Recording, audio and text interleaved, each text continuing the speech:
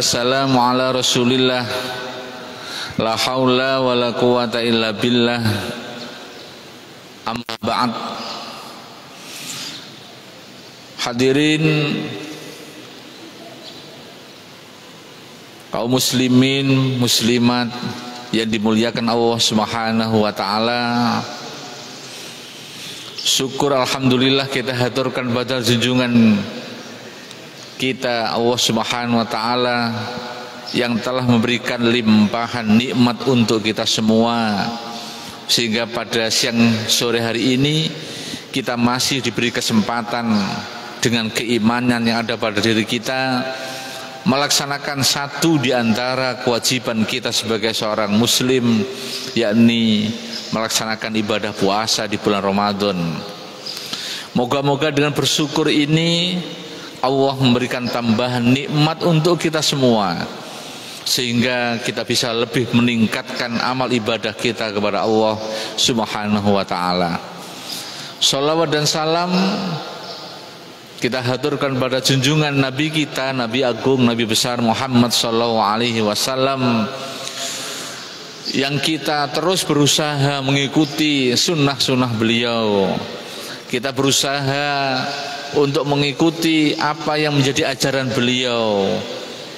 Dengan mengikuti ini harapannya kita mohon moga-moga kita diakui sebagai umat beliau yang nantinya mendapatkan syafaat di yaumil qiyamah. Amin Allahumma amin. Hadirin yang dimuliakan Allah Subhanahu wa taala, kita sudah memasuki di penghujung etape pertama di antara 3 etape dalam bulan puasa. 10 pertama, 10 kedua, 10 ketiga, yang nilainya tidak sama. Di 10 pertama Allah memberikan rahmat kasih sayangnya untuk kita semua. Di 10 kedua Allah memberikan maghfirahnya. Di 10 ketiga Allah memberikan itqum minan nar. Di 10 yang terakhir di etapa yang pertama Allah memberikan rahmatnya karena memang kita yang merasa mempunyai identitas Islam ingin merasakan bagaimana Ramadan itu menjadi milik kita bersama. Padahal sebenarnya Ramadan ini hanya milik orang-orang yang beriman. Identitas Islam Muslim belumlah cukup untuk bisa merasakan nikmatnya Ramadan. Hari ini sudah mulai ada titik-titik kemajuan. Kalau kita ukur dalam sholat tarawih, di malam pertama, kedua, ketiga mungkin masih full, ketiga, keempat, kelima, dan pada titik 10 terakhir ini, yang pertama sudah mengalami kemajuan yang luar biasa. Satu soft sudah maju hilang, satu soft lagi maju, karena memang tidak mampu mentalitas seorang muslim untuk mengikuti acara Ramadan. Hanya orang-orang beriman, sehingga Allah memanggilnya ya ayyuhalladzina amanu kutiba alaikumusiyam kama kutiba alal ladzina min qablikum la'allakum tattaqun. Hanya orang-orang yang beriman yang nantinya mampu mengikuti ritual, mampu merasakan keberkahan Ramadan yang sudah kita tunggu-tunggu lama. Allah menciptakan 12 bulan itu tidak akan menjadi sebuah hal yang luar biasa manakala Allah tidak menjadikan satu di antara bulannya yang namanya Ramadan itu menjadi bulan yang mulia. Maka 12 bulan tidak ada artinya. Karena apa? Kalau saja Allah tidak menjadikan Ramadan hal bulan yang mulia, sungguh 12 bulan itu mengantarkan kita semua mungkin akan lebih mendekati sifat kita sebagai sifat yang terlalu menuruti hawa nafsu kita semua. Maka Ramadan dihadirkan untuk membalansing, untuk menyeimbangkan raga dan jiwa kita, biar tidak lepas raga ini. Raga ini dikendalikan oleh nafsu, yang nafsu ini la'ammaratun bisu, mengarahkan, mendorong seseorang itu lebih pada perilaku yang jelek. Nah, jiwa adalah tempatnya nur Allah yang mendorong, mengantarkan kita semua kepada hal-hal yang disukai, yang dicintai oleh Allah Subhanahu wa taala. Ramadan ingin menyeimbangkan kembali 11 bulan. Mungkin kita lebih banyak menuruti nafsu kita, menuruti gerak badan kita, jiwa kita tenggelam. Ramadan mengangkat kembali mutiara iman yang ada pada kolbu kita, untuk menjadikan jiwa ini menjadi survive, minimal seimbang antara jiwa dan raganya, sehingga raga ketika bergerak mampu dikontrol oleh yang namanya jiwa, menuntun kebaikan. Tapi jauh hari Allah sudah memprediksikan, sebagaimana hadis yang diriwayatkan oleh Ibnu Abbas radhiyallahu anhu qala Nabi sallallahu alaihi wasallam, nikmatani maghbubani fihima katsirun minan nasi as-sihah wal faragh. Kata Nabi, ada dua nikmat yang umat manusia itu banyak melalaikan. Umat manusia itu banyak teledor. Dua nikmat itu, kata Nabi, as-sihah, kesehatan, wal faragh, dan kesempatan. Banyak di antara kita ketika diberikan nikmat sehat kadang kita lalai. Justru kadang kesehatan itu kita gunakan untuk hal-hal yang menjauhkan diri kita dengan Allah Subhanahu wa taala. Maka Rasulullah mendorong umatnya untuk gemar menjenguk, membesuk saudaranya yang sakit, wa'iyadul maridi. Biar apa? Biar mengerti bahwa nikmat sehat itu nikmat yang luar biasa, yang kemudian dengan sadarnya atas nikmat sehat itu mendorong orang itu untuk meningkatkan ibadahnya kepada Allah Subhanahu wa taala. Bagaimana kemarin 2 tahun yang lalu COVID yang luar biasa, yang orang bernapas harus membeli tabung 5 kilo itu seharga hampir ya taruhlah 150 atau 300 ribu, digunakan hanya untuk 5 jam. Kalau kita hidup 1 hari 24 jam membutuhkan hampir 5 tabung seorang yang kena serangan COVID itu. 300 kali 5, 1,5 juta kita keluarkan untuk mempertahankan kehidupan. Kita diberi napas yang sehat, kadang kita lalai. Kita tidak ada pernah tagihan dari Allah, kamu sudah bernapas 1 bulan, mana 1,5 juta, tidak ada. Tapi kadang kita lupa untuk bersyukur kepada Allah Subhanahu wa taala. Maka suatu ketika ada salah satu sahabat yang berdoa yang aneh. Doanya itu aneh, sampai membuat penasaran sahabat yang lainnya. Doanya, Allahumma ja'al min ibadikal qalil. Ya Allah, jadikan saya hambamu yang masuk dalam kelompok yang sedikit, kata sahabat ini dalam doanya. Kok tidak pernah diajarkan Nabi ya doa ini? Sehingga sahabat ini mengadukan kepada Rasulullah, ya Rasul, si fulan itu kok doanya kok aneh, gimana? Begini. Coba kamu panggil si fulan. Sahabat tadi dipanggil. Apakah benar kamu berdoa semacam ini? Nggih Kanjeng Nabi, saya berdoa Allahumma ja'al min ibadikal qalil. Apa maksudmu? Ditanya sama Kanjeng Nabi. Ya saya ingin digolongkan golongan yang kecil, sebagaimana ayat Al-Quran, wa qalilum min ibadiyas syakur. Sedikit sekali hambaku yang mau bersyukur. Berarti sedikit ini yang mau bersyukur, yang banyak tidak mau bersyukur. Nah, ingin doa itu kami dimasukkan yang qalil, yang mau bersyukur kepada Allah Subhanahu wa taala. Oh, shadaqta, benar. Jadi ternyata nikmat sehat ini kadang membuat kita lupa diri, tidak sadar.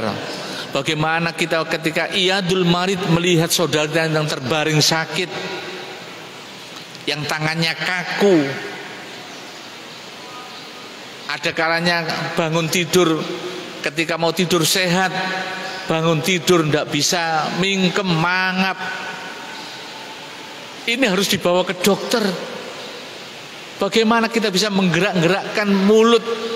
Ini adalah satu nikmat yang luar biasa. Kadang kita lupa mengajak mulut ini berzikir kepada Allah. Makanya puasa mengingatkan kita kembali bagaimana jasmani yang sehat ini kemudian diajak puasa akan menjadikan tambah sehat. Karena kata Nabi, sumu, puasalah kamu, tasihhu, maka kamu akan sehat. Mengapa kamu sehat? Karena kita diajarkan tahu diri dengan organ tubuh yang lainnya. Menurut teori kesehatan, makanan yang kita makan ini, ketika kita makan jam 4 ketika sahur, makanan ini akan mampu dicerna oleh anggota tubuh yang ada dalam organ pencernaan itu tuntas, digiling, disemai, dicalurkan, itu butuh waktu 8 jam. Sehingga ketika jam 12 perut kita terasa kriwik, lapar, itu pertanda organ tubuh kita, organ pencernaan kita lagi istirahat. Kita bayangkan ketika kita tidak puasa, yang setiap waktu makannya iya, nyamilnya iya, belum jajannya iya, berapa banyak makanan yang menumpuk pada organ tubuh kita. Kita bayangkan, makanan ini kadang belum sampai 1 hari sudah basi. Itu menumpuk dalam organ tubuh kita di lambung, menunggu antrian untuk digiling, basi.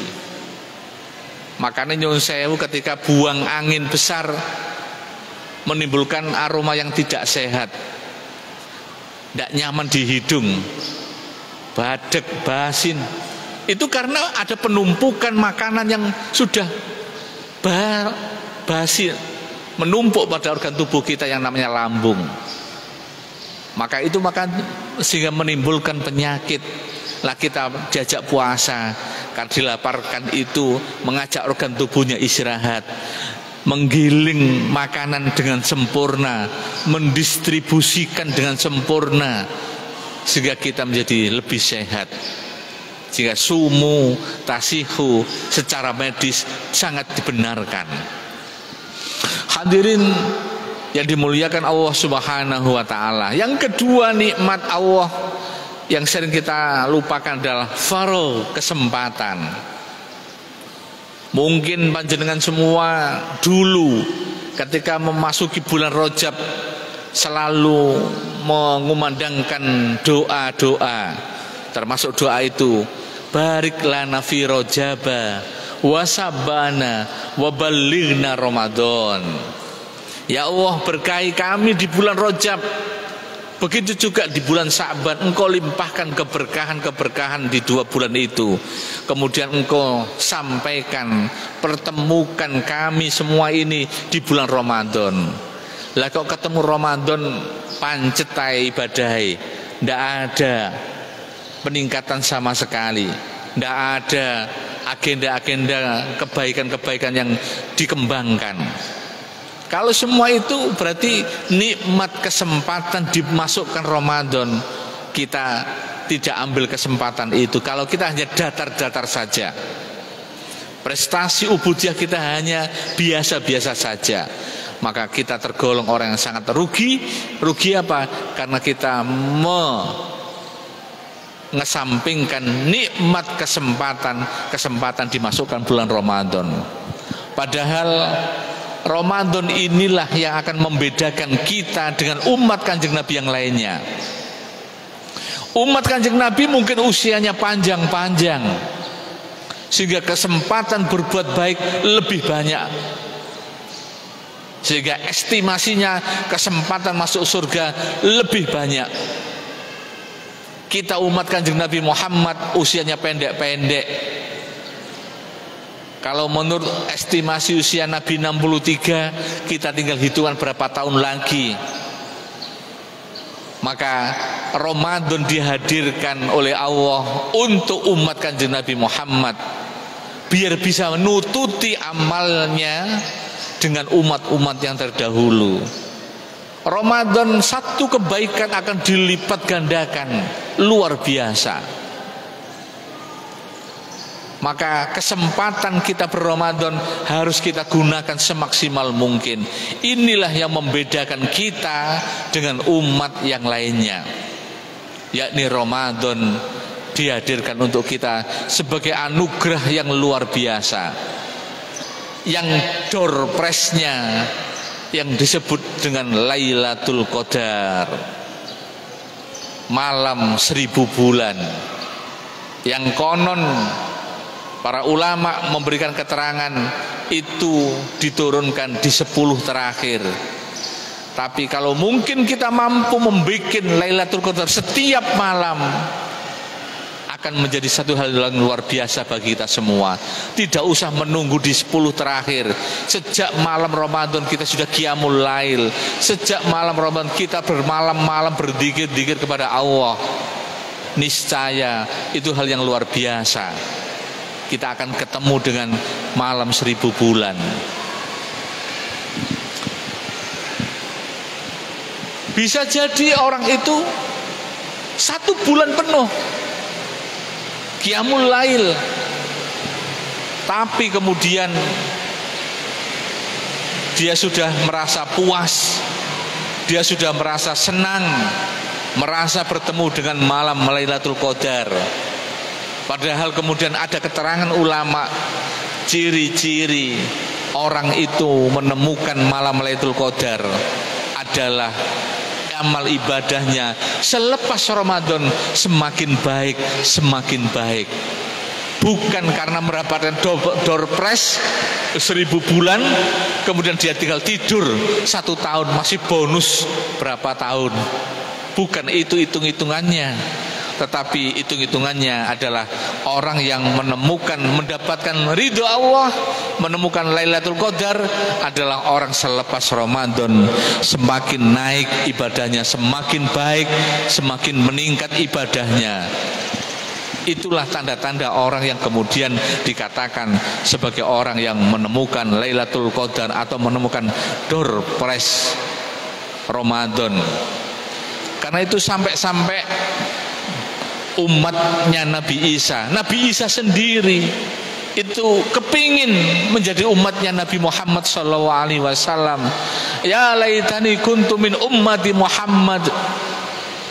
Kalaulah boleh ya Allah, jadikan saya ini umatnya Nabi Muhammad, umat yang luar biasa. Nabinya disayang, umatnya disayang oleh Allah Subhanahu wa taala.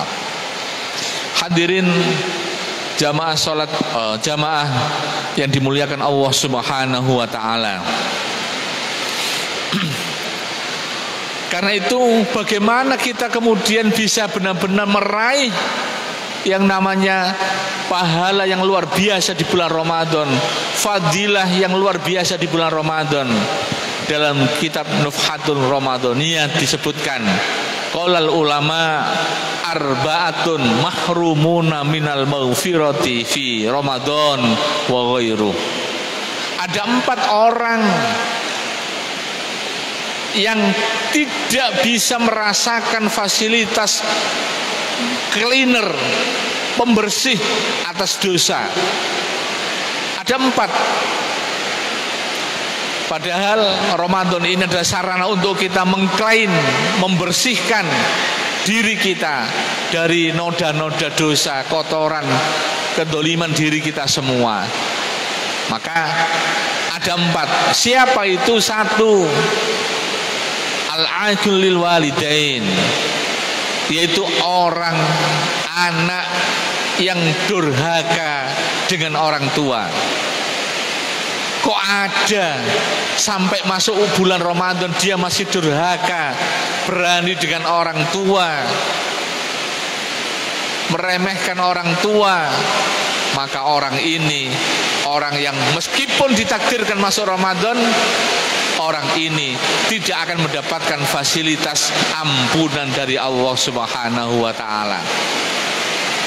Makanya di medsos yang baik itu menjelang Ramadan ada permohonan ampunan, mohon maaf, tidak usah nunggu Lebaran, kita mohon maaf.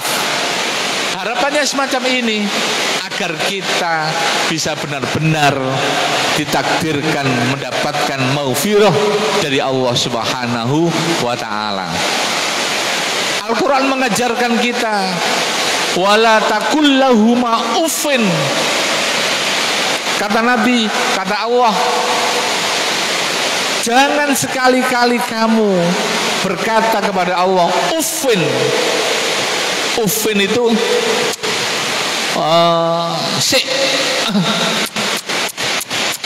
semacam itu, sudah kategori uffin. Itu saja dilarang oleh Allah, apalagi membuat sakit hatinya orang tua. Apalagi orang tua, mungkin itu ibu kita yang sudah dengan susah payah mengandung kita 9 bulan, yang sudah dengan susah payah merawat kita, menggendong kita, menyusui kita. Kita bikin sakit hatinya. Maka orang-orang yang ketika Ramadan datang kok masih mempunyai sikap semacam itu, maka orang yang meskipun berRamadan, orang ini tidak akan mampu mendapatkan maghfirahnya Allah Subhanahu wa ta'ala. Yang berikutnya yaitu qati'ur rahmi, orang yang berkesempatan masuk Ramadan tapi dalam hatinya masih suka memutus tali silaturahim, memutus tali persaudaraannya, baik saudara-saudara, pertemanan.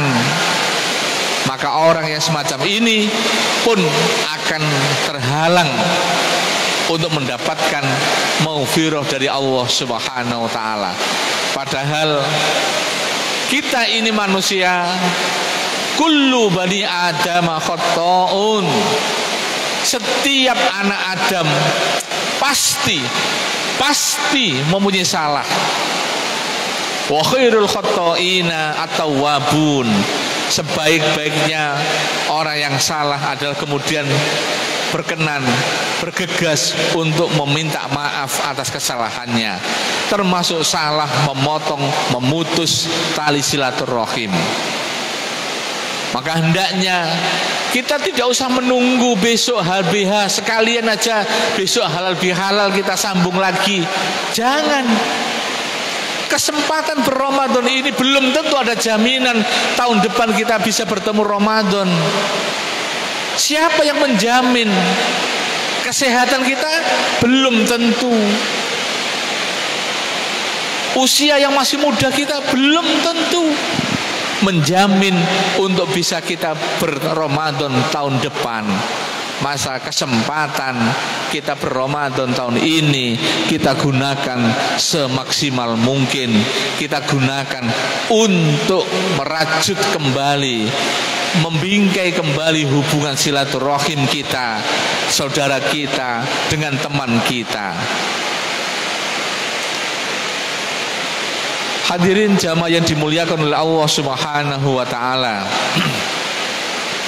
Yang berikutnya disebutkan orang-orang yang tidak akan mendapatkan ampunan adalah al-musahin, orang yang masih mempunyai rasa dengki, iri dengan saudaranya, iri dengan tetangganya, iri dengan orang lain atas nikmat yang Allah berikan kepada orang lain. Mengapa itu tidak sholat bisa beli mobil? Saya yang sudah sholat, sudah ikut dzikir majelis taklim, kok belum bisa beli mobil? Nah, ketika masih dalam hatinya ada iri, rasa dengki dengan yang lainnya, maka orang yang semacam ini, meskipun dia ditakdirkan berRamadan oleh Allah, maka orang ini tidak mendapatkan layanan maghfirah dari Allah Subhanahu wa ta'ala. Maka ini adalah satu kesempatan kita semua, kesempatan masuk pada big sale, hari-hari di mana Allah membuka pintu maghfirahnya luar biasa. Dalam banyak keterangan, sekali kita beristighfar ada 10 dosa kecil yang diampuni. Kalau biasanya wudhu 1 tetes, wudhu kita 10 kesalahan diampuni, ketika bulan puasa dilipat gandakan ampunan untuk kita semuanya. Hadirin yang dimuliakan oleh Allah Subhanahu wa ta'ala, maka mari kita bikin Ramadan ini menjadi Ramadan yang penuh berkah, Ramadan penuh makna untuk kita semua, agar kita benar-benar menjadikan puasa kita puasa yang sempurna, puasa jasmani kita, puasa rohani kita.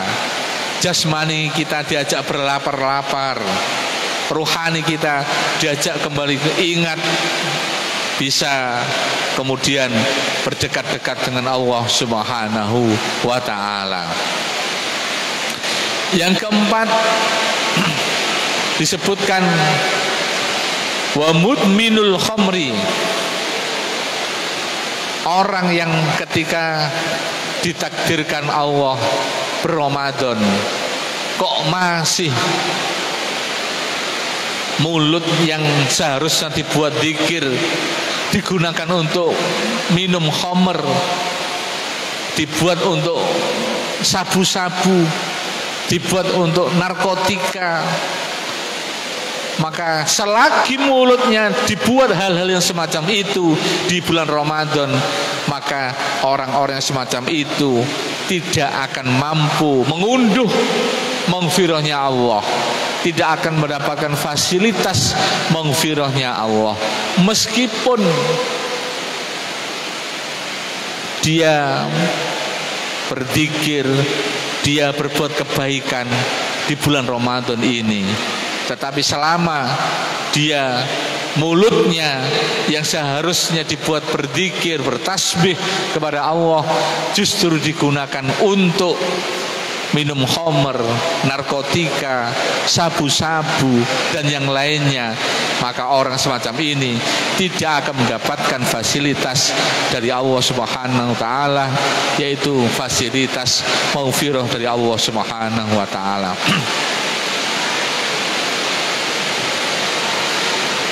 Suatu ketika Rasulullah kedatangan seorang laki-laki.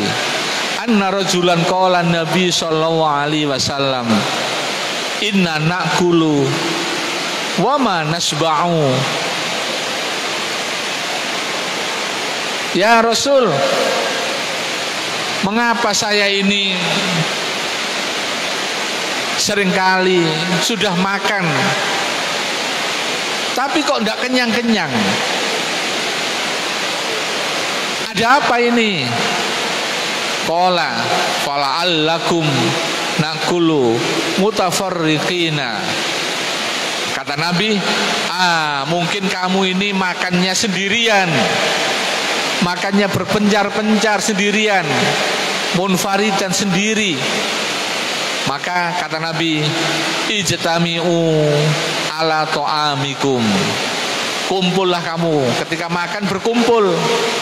Ramadan telah mengajarkan kita untuk itu. Kita bisa berbuka bersama. Mungkin di keluarga kita biasanya kita tidak pernah makan satu meja dengan istri, dengan anak, karena orang tua kadang berangkat bekerja, dini hari sudah bekerja. Kita dengan Ramadan dikumpulkan oleh Allah dengan satu meja, kita bisa makan, buka, kita bisa sahur bersama. Itu nikmat yang luar biasa. Kita bisa bincang-bincang dengan keluarga, kita bisa ngobrol dengan anak-anak kita. Dan ini adalah satu nikmat yang luar biasa. Kadang mungkin kita makan sedikit tapi sudah terasa kenyang. Tapi ketika kita makan sendirian sudah banyak tapi tidak ada kenyangnya. Asal ketika makan wadhkurusmallahi, kita disuruh sambil berzikir kepada Allah, kita suruh berdoa kepada Allah. Allahumma barik lana fima at'amana, apa yang akan kami berikan keberkahan. Nah, tabaraka alaikum fih, maka Allah akan memberikan keberkahan karena kita bisa berkumpul untuk makan bersama-sama. Puasa mengajarkan kita semua untuk itu, untuk mengunduh keberkahan-keberkahan yang ada pada bulan puasa ini. Hadirin yang dimuliakan oleh Allah Subhanahu wa taala, untuk itu kesempatan yang Allah berikan kita berRamadan ini, bagaimana kita menjadikan puasa kita benar-benar puasa yang luar biasa. Rasulullah bersabda, man shoma ramadhana imanan wahtisaban ghufira lahu ma taqaddama min dambi. Kata Nabi, puasalah kamu semua. Ketika kamu mau puasa, benar-benar karena iman dasarnya, ada iman yang melekat pada diri kita untuk mendasari melaksanakan ibadah puasa. Wahtisaban, dan kita berharap ridho Allah. Hanya satu yang kita harap, ridho Allah. Maka ghufira lahu ma taqaddama min dambi, kita akan mendapatkan ampunan, kita akan mendapat fasilitas ampunan dari Allah, min dambihi, dari dosa-dosa kita yang telah lalu ataupun yang akan datang. Ini kan luar biasa. Asal tadi puasanya dohiron wabatinan, imanan wahtisaban. Karena dasar iman tidak sekedar kita hanya menahan lapar dan dahaga. Karena dari sekian banyak, beberapa orang melakukan puasa tetapi pada dirinya hanya mendapatkan ju' wal atos, yakni rasa dahaga, rasa lapar pada dirinya. Mengapa? Karena pada dirinya masih ada rasa dengki dengan orang lain, masih ada rasa durhaka dengan orang tua, masih ada rasa memutus tali persaudaraan, dan masih mau minum-minum hal yang diharamkan oleh Allah. Maka orang semacam ini niscaya ketika dia tetap mau berpuasa, boleh secara syar'i sah puasanya, tapi mungkin secara nilai dia tidak dapatkan nilai karena dia masih melakukan hal-hal yang dilarang oleh Allah. Yang dia dapat hanya rasa dahaga, rasa lapar yang ada pada dirinya. Puasa telah mengajarkan kita, ini adalah satu diklat yang panjang, diklat kita yang dipanitia tunggal oleh Allah Subhanahu wa taala. Puasa mengajarkan kita kejujuran, karena puasa ini yang tahu hanya diri kita dengan Allah Subhanahu wa taala. Kejujuran mengantarkan kita dengan puasa ini, kan tidak ada yang tahu. Sehingga Allah dalam hadis qudsinya, Allah berfirman, saumu li, puasa itu untuk saya, kata Allah, wa ana ajzi bihi, dan aku yang memberikan balasannya, urusanku langsung. sehingga bisa jadi kita sama-sama puasa tetapi nilai pahalanya tidak sama. Tinggal imanan wahtisaban, apakah puasa kita benar-benar dilandasi iman, apakah puasa kita benar-benar dilandasi hanya mengharap ridho Allah. Untuk itu kesempatan puasa yang Allah berikan, mari kita gunakan semaksimal mungkin agar kita benar-benar puasa yang diridhoi oleh Allah Subhanahu wa taala. Hadirin yang dimuliakan oleh Allah Subhanahu wa taala, untuk itu sekali lagi mari kita jadikan puasa ini sebagai sarana kita untuk mendekatkan diri kepada Allah Subhanahu wa taala. Puasa ini mengantarkan kita punya mental berlapar-lapar, menjadikan kita peka, menjadikan kita mudah untuk memberikan, melepas harta benda kita. Kita mampu berinfak, bersedekah lebih banyak ya karena kedatangan bulan puasa. Maka semangat ini yang harus kita kemudian gelorakan pada diri kita. Hakikat sifat watak dasar manusia itu dengan harta benda itu sangat cinta, hubbud dunya, suka akan dunia. Kalau bisa sawah seluas itu milik saya, kalau bisa gunung sebanyak itu milik saya. Itulah sifat dasar manusia. Tetapi dengan Ramadan kita diajarkan untuk berbagi. Begini rasanya lapar, orang tidak punya, sehingga kita menjadi mudah melepaskan harta benda kita. Kita lepas. Wa fi awwali haqqul lisail wal mahrum. Pada diri kita ada harta benda milik orang lain yang harus kita tasarufkan, kita berikan. Puasa telah mengajarkan itu semua. Coba tadi saya katakan, kalau 12 bulan itu tidak ada bulan puasa, bagaimana jadinya kita? Mungkin jadi sifat hewani kita lebih dominan daripada kita. Karena apa? Raga kita, badan kita lebih didominasi dengan perilaku hewani, yaitu cinta materi. Ramadan menjadikan kita untuk kita ringan melepas harta benda kita, sadar bahwa pada harta benda itu milik orang lain. Moga-moga Allah mentakdirkan kita semua menjadi Ramadan yang penuh berkah, puasa kita diterima oleh Allah Subhanahu wa taala, dan kita benar-benar keluar dari bulan Ramadan ini menjadi hamba-hamba yang la'allakum tattaqun. Amin ya rabbal alamin. Mohon maaf, ihdinas siratal mustaqim. Wassalamualaikum warahmatullahi wabarakatuh.